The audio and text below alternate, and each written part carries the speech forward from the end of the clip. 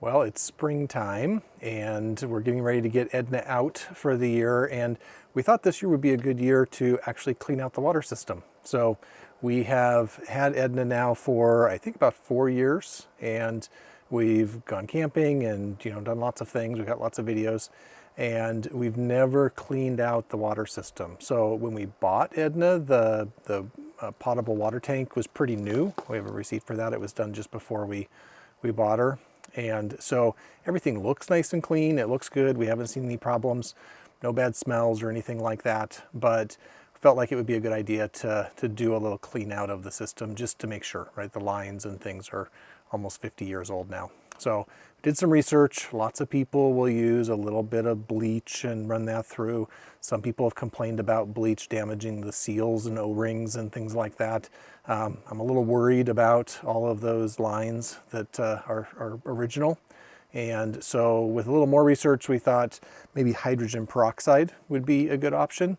So some people like to do this. Using bleach, I think you need to be a little bit careful about getting it all flushed out of the system, making sure there isn't any gases like building up in the water heater and things like that.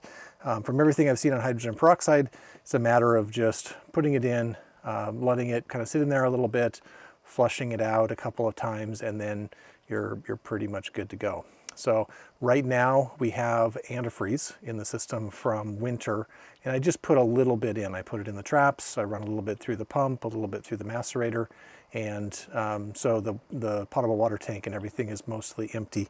So as far as ratio, I have just some kind of cheap generic hydrogen peroxide. This is 3% hydrogen peroxide.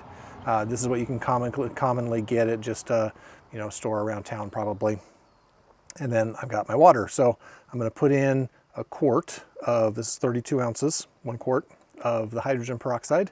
I'm going to fill up my tank with water, and then I'm going to run some through all the lines, run all the sinks and fill up the water heater and all that kind of stuff, and then let it sit for a day or so, and then we'll flush it out tomorrow.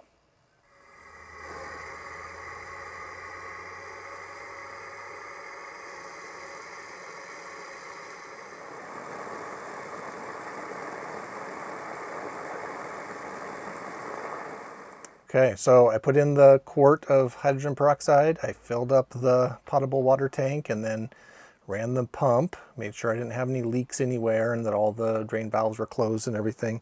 I also ran water through all the lines for both hot water and cold water, because I want that hydrogen peroxide mix to go through all the lines and then sit there. So I'm gonna let it sit overnight, and we'll drain it out tomorrow. And I'm not gonna like flush it, I guess like blow it out like I do in the fall, but I'm gonna drain the water heater and the potable water tank, and then I'll put in fresh water, run that through, make sure I'm not smelling any hydrogen peroxide or anything, maybe drain and refill it again. We'll see how that goes. But I think for this stage, we're all done. Okay, so we're all done with our sanitizing project for the potable water tank. We filled it up with the hydrogen peroxide, we ran it through all the lines, we let it sit for a day, and then we drained the water heater and the potable water tank, and then filled them back up and ran water out of the faucets and everything so that it was not coming out as like foamy or anything anymore. And there's a little bit of a smell, I think, of the hydrogen peroxide, and so basically waited for that to go away.